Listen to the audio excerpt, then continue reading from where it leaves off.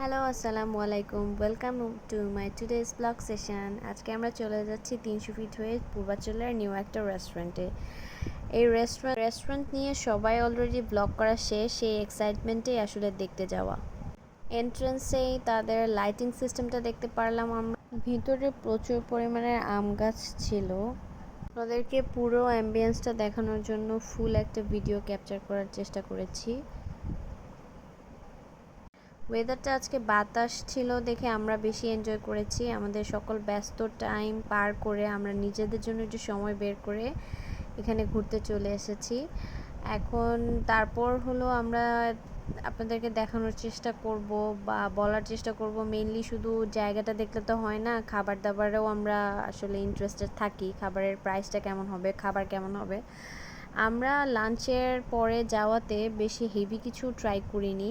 We just ordered barbecue, wings and drinks. আর comparatively আমার কাছে ড্রিঙ্কসের যে প্রাইসগুলি ছিল সেটা একটু বেশি লেগেছে, ওদের যে শেকগুলি। আর সন্ধ্যের দিকে এরকম লাইটিং অন করে দেওয়া হয় সন্ধ্যার টাইমটাতে, লাইটিং যারা একটু সুদিং এরিয়া, কুল অ্যান্ড কাম পছন্দ করেন তাদের জন্য এরিয়াটা খুবই ভালো লাগবে।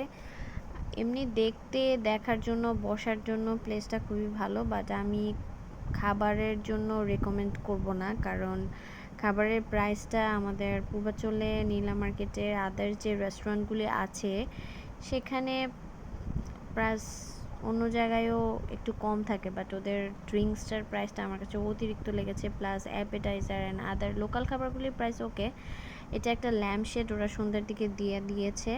সন্ধ্যার দিকে অ্যাম্বিয়েন্সটা ঠিক আমরা ছবিতে যেরকম তুলেছি, এটা র পিকচার উইদাউট এনি এডিট, এরকম দেখা যায়। ভালো সুন্দর লাগবে আপনাদের কিছু সময় স্পেন্ড করার জন্য, নিরিবিলিতে ভালোই এনজয় করবেন। বারবিকিউ চলে এসেছে আমাদের, বারবিকিউ উইংস অ্যান্ড ড্রিঙ্কস। তারপরে আমরা খাওয়া দাওয়া শেষ করে এই ল্যাম্প শেডটা দিয়ে সবাই ছবি তুলে নিয়েছি। Thank you for watching.